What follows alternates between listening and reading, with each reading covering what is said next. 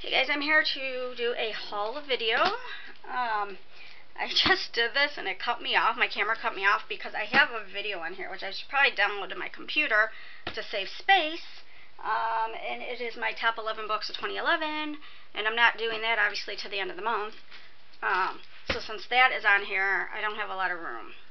Anyways, I'm going to go really fast through these, and I apologize just because I don't have the time. I got 2 books for review. They were in my mailbox today. One I won from Library Thing, and it was the first time I was ever on Library Thing, and I won right away, and I was so excited.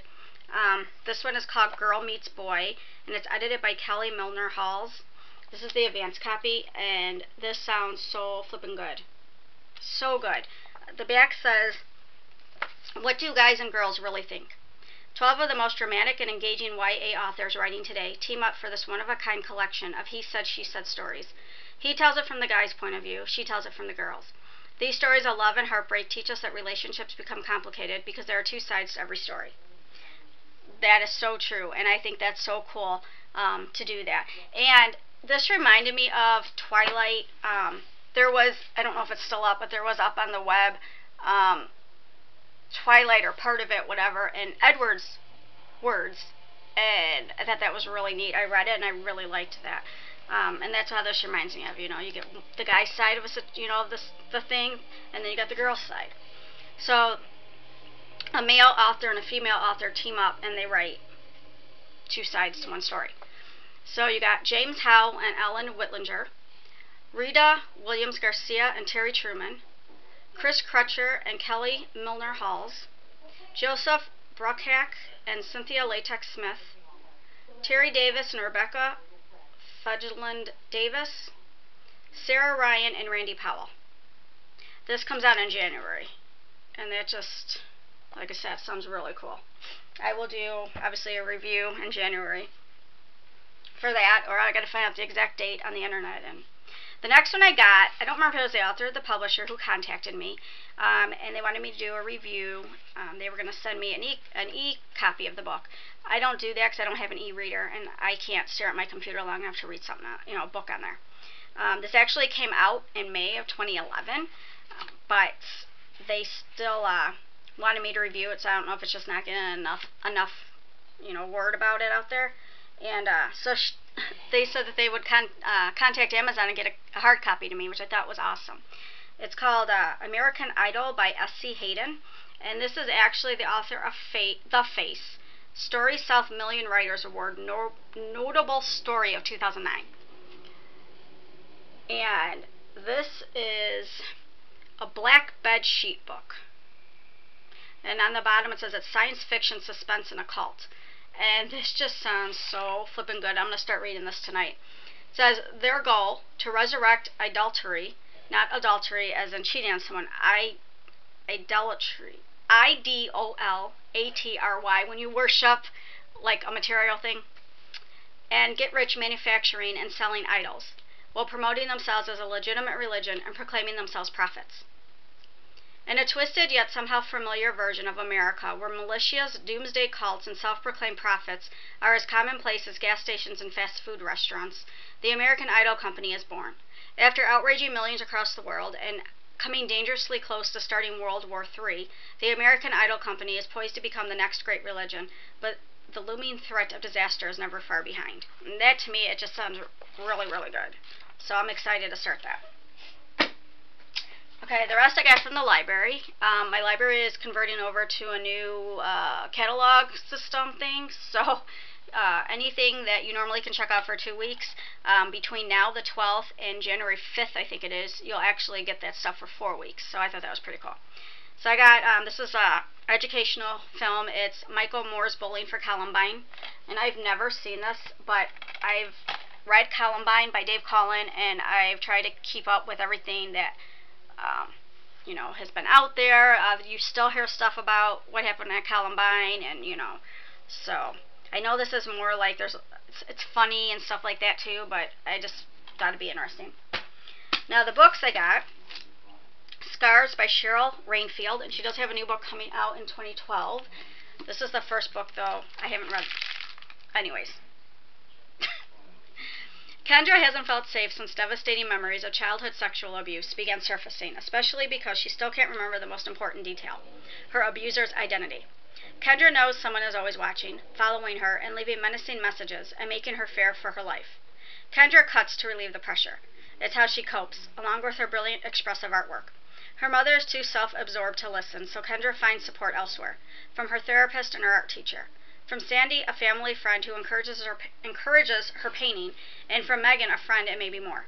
Will they ever learn the truth about Kendra's terrible secret? Scars is the story of one girl's frightening path to the truth. And anybody that knows me knows that I love anything that has to do with abuse, addiction, or mental illness. So I'm really looking forward to that. The next one I got is Forgotten by Kat Patrick. And the butterflies on the back are pretty.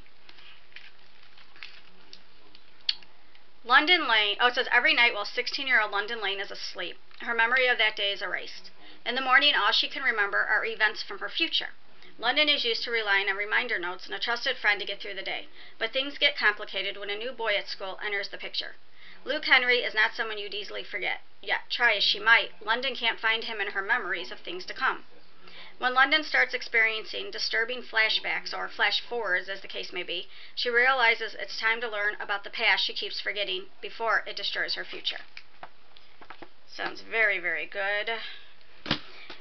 Next one, Fall for Anything by Courtney Summers, and I did read Some Girls Are by her and reviewed that earlier this year. When Eddie Reeves, or I don't know if it's supposed to be Edie, Reeves' father commits suicide, her life is consumed by the nagging question of why. Why when he was a legendary photographer and a brilliant teacher? Why when he seemed to find inspiration in everything he saw? And most important, why when he had a daughter who loved him more than anything else in the world? When she meets Caller Evans, a former student of her father's and a photographer himself, an instant and dangerous attraction begins.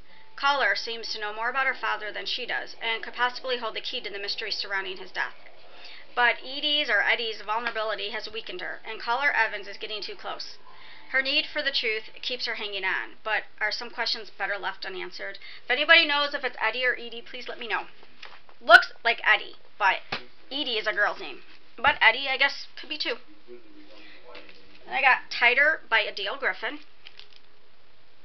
And this is supposed to be off Turn of the Screw. I thought it was Turn of the Shrew, but I guess it's Turn of the Screw by Henry James.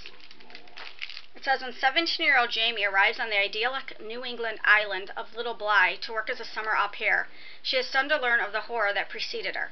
Seeking the truth surrounding a young couple's tragic deaths, Jamie discovers that she herself looks shockingly like the dead girl, and that she has a disturbing ability to sense the two ghosts.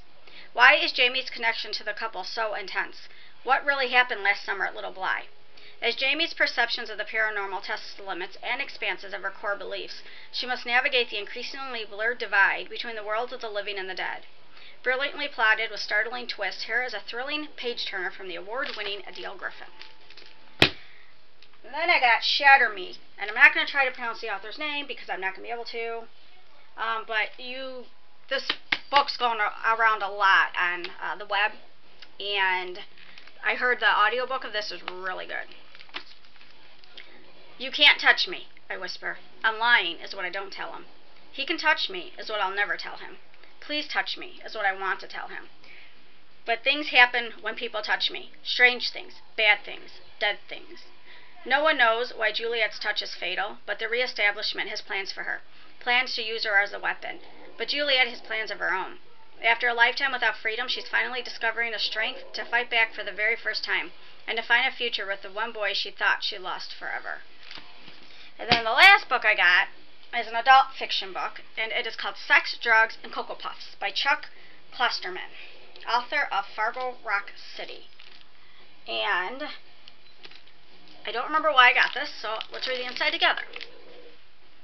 From the kid who brought you Fargo Rock City, the first book in history to garner the praise of Stephen King, David Byrne, Donna Gaines, Sebastian Bach, Jonathan Lethem, and Rivers Cuomo, comes Sex, Drugs, and Cocoa Puffs, the first book in history to examine breakfast cereal, reality television, tribute bands, internet porn, serial killers, and the Dixie Chicks. Well, that's why I got it.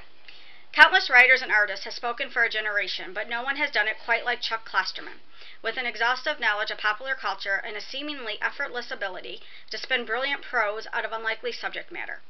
Whether deconstructing Saved by the Bell episodes or the artistic legacy of Billy Joel, the symbolic importance of The Empire Strikes Back, or the Celtics-Lakers rivalry of the 1980s, Chuck will make you think, he'll make you laugh, and he'll drive you insane, usually all at once.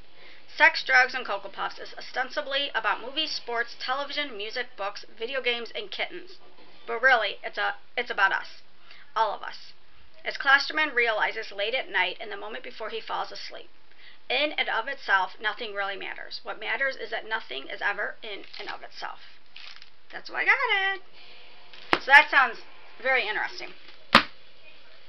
So there you have it, and let me sign off before this cuts me off again. So I am itchy. God. Alright, I will talk to you guys later.